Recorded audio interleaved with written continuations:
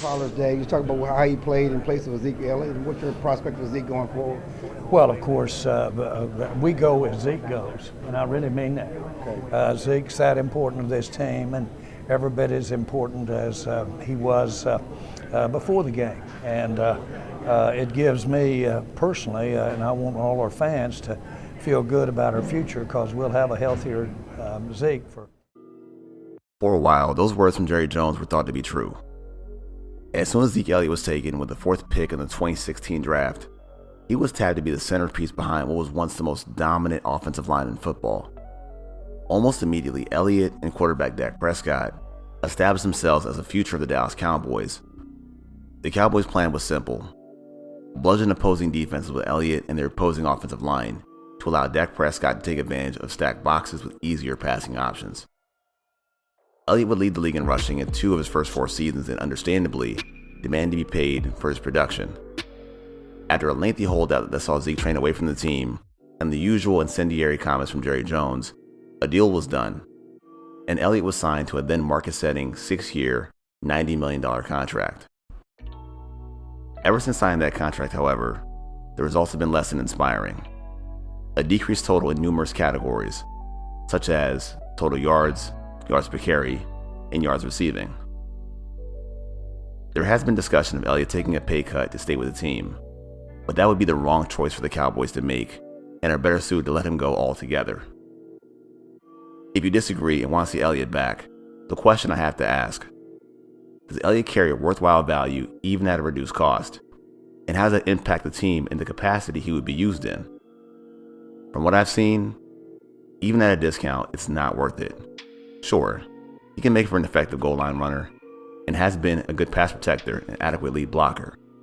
Hell, some might be okay with his production last year of 800 yards and 12 touchdowns, but overall, the juice isn't worth the squeeze even for cheap. The fact of the matter is, he doesn't have enough burst as a runner consistently to take advantage of blocking when it's there. It's also difficult to call plays for him to take him on a lateral path, like counters or toss plays. That's very limiting to an offensive coordinator, not to mention his limitations as a pass catcher.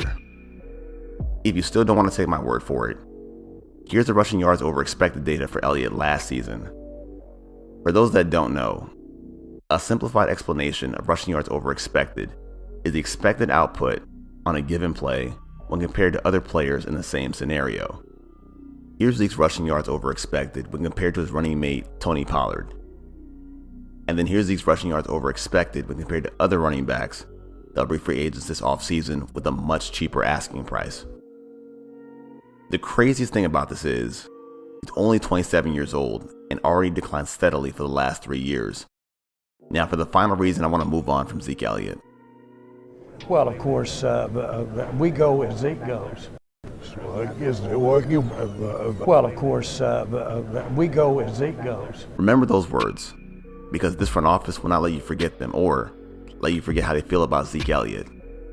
It's been said, they believe the success had by the offense in recent years is tied to Ezekiel Elliott. And it has been said by Nick Eatman of DallasCowboys.com, they think he's the straw that stirs the drink. I firmly believe having Elliott back in any capacity urges the front office to insist upon Elliott keeping a sizable role despite it not making any sense. How do I know this? Look at Jason Witten, a player who, like Elliott, was a fan favorite for many years, a player who the front office seemingly became emotionally invested in, so much so that Witten was able to retire abruptly, then unretire, and regain his starting job that season. That's not who Elliott is, however. He's a good teammate and has been a close friend to Dak Prescott. Yet, like anything in life, all good things come to an end, and breaking up is hard to do, especially with those you've grown with and because of. Thanks for watching.